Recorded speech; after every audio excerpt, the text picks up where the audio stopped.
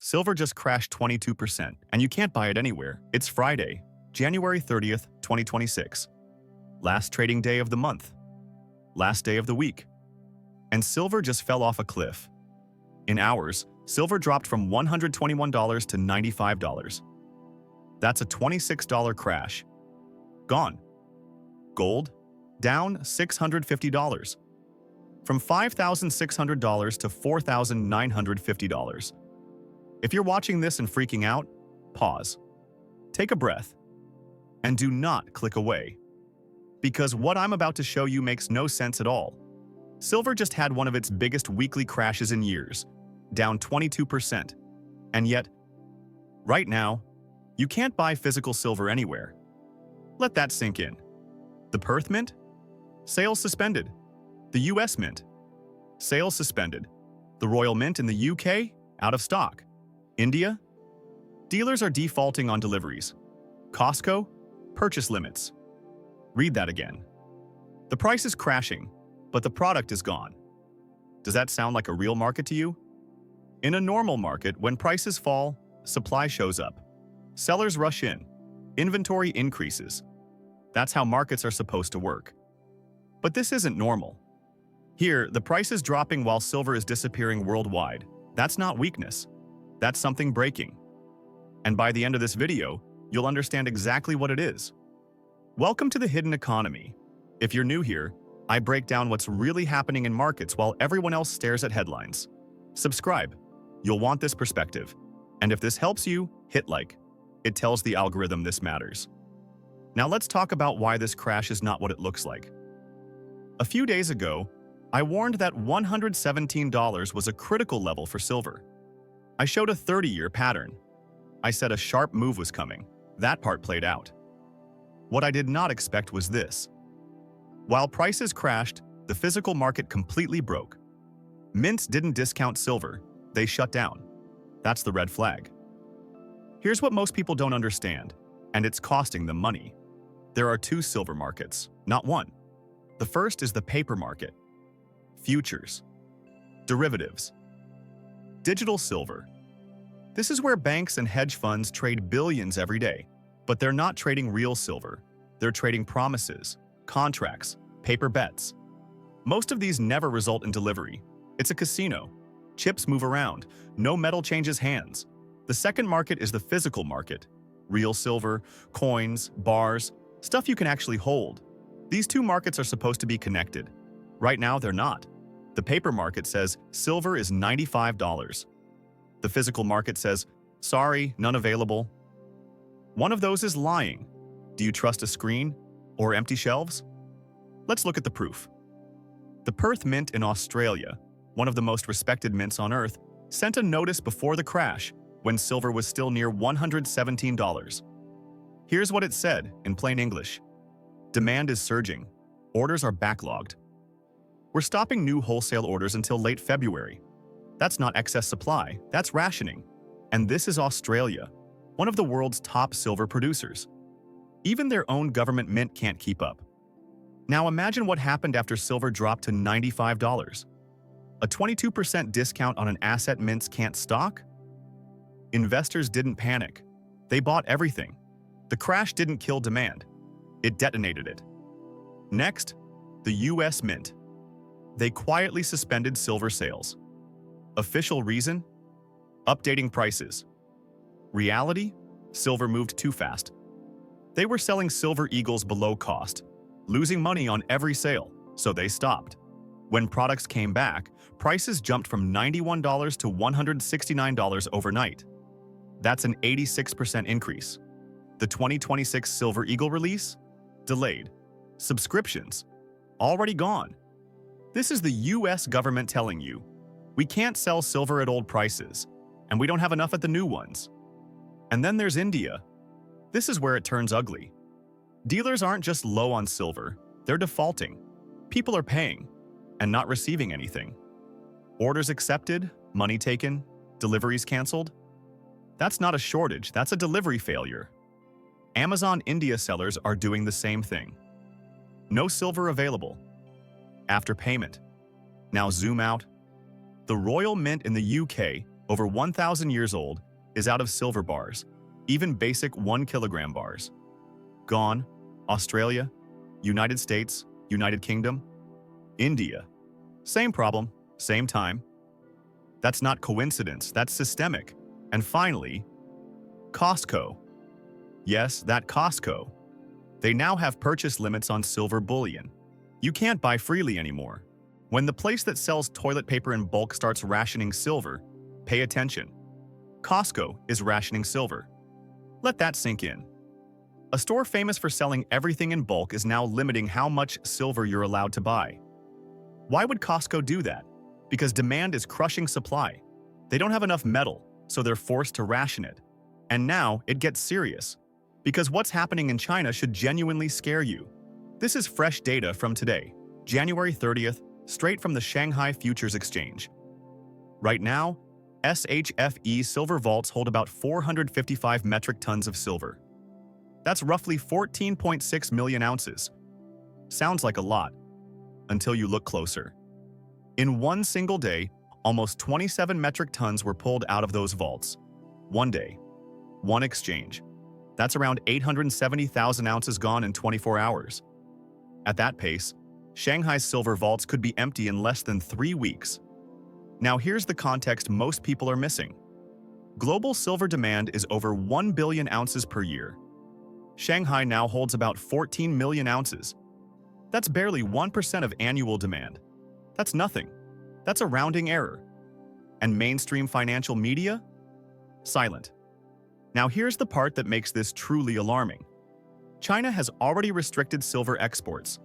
They've classified silver as a strategic national security asset. Same category as rare earths. Same category as materials used for weapons and AI infrastructure. Think about that. China is locking silver inside its borders, while draining its own exchange vaults, taking physical delivery, and moving metal into private storage. What does that tell you? It tells you China knows something.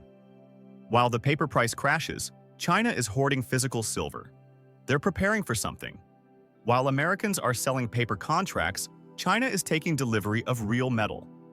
One side is selling promises, the other side is stacking bars. Which side do you think understands what silver is really worth? Now here's the most important part of this entire video. Do not miss this. Almost all of the selling this week happened during US market hours.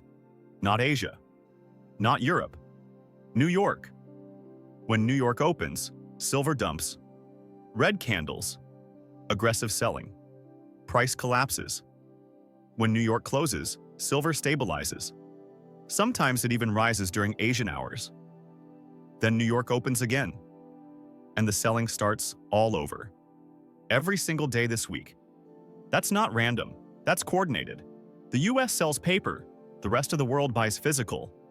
Let that really sink in. American banks are selling silver they don't have, creating digital silver out of thin air. Keystrokes, numbers on screens. Meanwhile, in Asia and the Middle East, real silver is being loaded onto trucks. Bars are leaving vaults. Metal is disappearing from the system. One side is playing a video game. The other side is taking home the prize. The West sells paper. The East buys physical. This has been happening for years, but never like this. The disconnect has never been this extreme. This is not a free market. This is a rigged game. And if you don't understand the rules, you become the victim. You sell your silver at the bottom because a screen scared you, and someone in Shanghai or Dubai gladly takes it off your hands. Don't be that person. Now let me show you one more warning sign. Lease rates. Lease rates are the cost to borrow physical silver. In a normal market, they're near zero, around 0.5%. Right now, some reports show 8%. Others show 39%. 39%, just to borrow silver. That's panic. That means physical silver is so scarce that holders are demanding insane premiums just to lend it temporarily. When lease rates explode like this, the physical market is broken. There isn't enough metal. Now connect the dots. Mints are suspending sales. Dealers are defaulting. Vaults are draining. China is hoarding. Lease rates are screaming. The paper market says silver is $95. The physical market says, there is no silver. One of those has to give. Either the paper price explodes higher, or the physical market snaps completely. I believe we're close to that breaking point. So what does this mean for you? Because understanding this means nothing if you don't know how to act. And I'm going to be very clear. If you're holding physical silver, do not panic. Do not let a paper price scare you into selling real metal. Look at the facts. You're holding the one thing the world is desperately trying to get. The paper price is noise. Your metal is worth what someone will actually pay for it in the real world. And right now, that's far more than $95. Hold it. But if you're holding paper silver, ETFs, futures contracts, ask yourself one simple question. Here's the question no one wants to ask. If everyone demanded physical delivery tomorrow, could your counterparty actually deliver? The honest answer? Probably not. There isn't enough metal. If you own paper silver, you don't own silver. You own a promise. And promises break. If you're trying to buy physical right now, good luck. Premiums are exploding. Japan is paying 60% over spot. Dubai is paying 40% over spot. The screen says $95. The real world price is $120, $130, sometimes higher. If you find physical silver at reasonable premiums, you're lucky. That inventory won't last. Now here's the paradox that blows most people's minds.